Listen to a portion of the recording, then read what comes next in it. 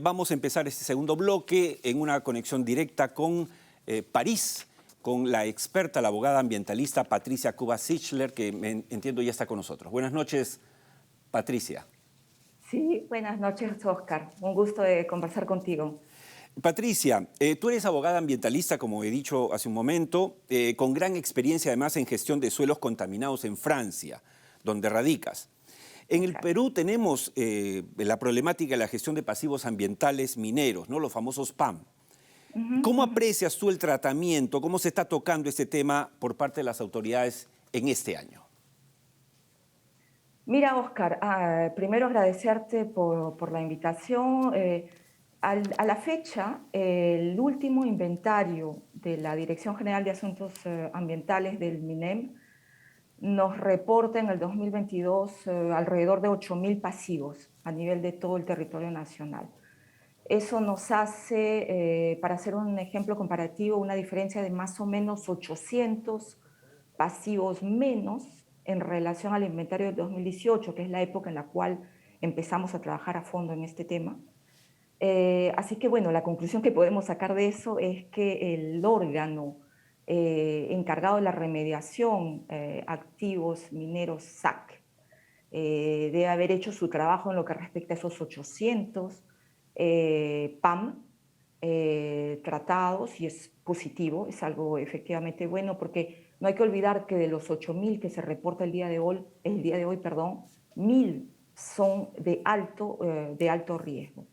Sin embargo, Oscar, es importante resaltar que todavía se aprecia, y sobre todo esto sale de un informe que fue publicado a fines del año pasado, editado por la Contraloría de la República, que analizaba el manejo de la gobernanza en materia de gestión de PAM, de pasivos ambientales mineros. Ujú. Y se constata que solamente 21% de los proyectos en ejecución contemplan la participación ciudadana. ¿Te das cuenta? O sea, en la cual intervienen los actores locales, las comunidades, que hay un diálogo, una transparencia. Y esto preocupa porque de alguna forma el hecho de que no haya suficiente mecanismos de intercambio entre lo que hace o propone AMSAC y lo que la comunidad o los que están directamente implicados aspiran, desean o buscan, suele o puede, o ha sido ya el caso, generar conflictos o insatisfacciones. Claro. Ese sería un primer balance. Claro. Ahora, hemos tenido oportunidad de conversar en otras ocasiones. Tú me Ujú, comentabas que, digamos, hay un vínculo directo pero poco explorado entre gestión de ujú, los PAM, de los que estás hablando, y la economía ujú. circular, que es de toda moda y que no es una moda pasajera, sino que se queda con No. nosotros, el tema de reutilizar, etcétera, para cuidar el medio ambiente. ¿Puedes darnos, digamos, precisiones sobre esta relación de los PAM con la economía circular? Sí, sí, por supuesto, Oscar. Bueno, primero recordar, ¿no? ¿De qué hablamos? Hablamos de los 17 Objetivos de Desarrollo Sustentable de Naciones Unidas, y efectivamente el ODS número 12 es aquel que promueve una producción y un consumo responsables, sustentables. O sea, a final de cuentas estamos hablando de qué, de economía circular, de una política de economía circular. Y entonces, esta economía circular puede perfectamente encontrar eco y aplicarse en esta gestión de pasivos ambientales mineros. ¿De qué forma? Simplemente porque estos pasivos, que en buena cuenta son efluentes, residuos, instalaciones abandonadas y repertoriadas antes del 2004, muchos de ellos pueden tener un potencial de material, de sustancias que pueden efectivamente ser reutilizadas, revalorizadas, de encontrarles una utilidad económica, y esto va efectivamente de la mano con el principio de economía circular, pero esto no lo vemos. Y no lo vemos simplemente no porque no haya la reglamentación. Hay que recordar que el reglamento de gestión de pasivos ambientales, el decreto Supremo 059/2005, tiene perfectamente un artículo 12 que promueve la remediación voluntaria. por qué asocio economía circular y remediación voluntaria? Porque efectivamente puede haber concesionarios mineros, incluso terceras partes, Ujú. actores privados, que encuentren una utilidad, un objetivo de revalorización de un PAM. Claro, Me dejo entender, claro. y pueden precisamente entrar como remediadores voluntarios. La ley está, los mecanismos existen, pero esto no se promueve suficientemente. Sí, es cierto. Y es ahí donde parece de alguna forma paradójico que el Estado peruano tenga que necesariamente ser él el que va a afrontar el costo económico de la remediación, eh, que representa. Te recuerdo que cuando empezamos juntos a trabajar y ver de fondo estos temas en Viceversa, hablamos de 500 millones de dólares. ¿Te das cuenta Claro. cuando podríamos perfectamente encontrar otros mecanismos?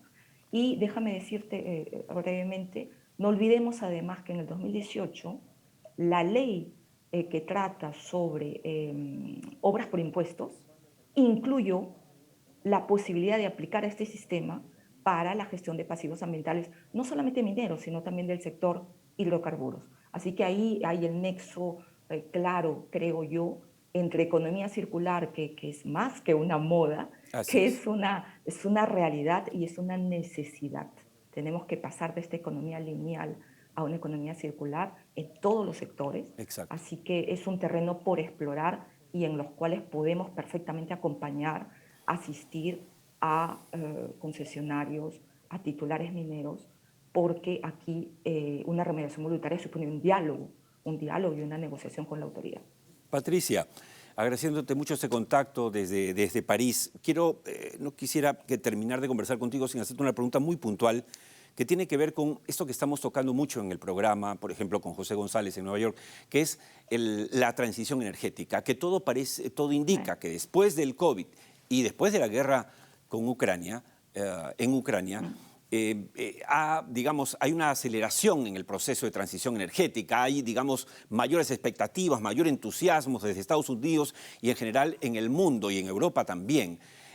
La preocupación es, y le pregunto a la ambientalista, ¿esto podría poner en riesgo los estándares ambientales? Ah, no, no, no. No, yo no, de ninguna manera no lo pienso así, porque transición energética en realidad, y efectivamente tienes toda la razón, en Europa estamos impactados de lleno con esta necesidad, lamentablemente confrontados por una dependencia que tenemos incontestablemente del lado ruso. Em, Primero, transición energética no puede hacerse sin un plan y una política ambiental sólida y clara. O sea, van de la mano, no podrían estar separados. Aparte de ello, me gustaría también remarcar el hecho que transición energética es una parte de lo que es una transición ecológica en realidad. Es eso de lo que hablamos.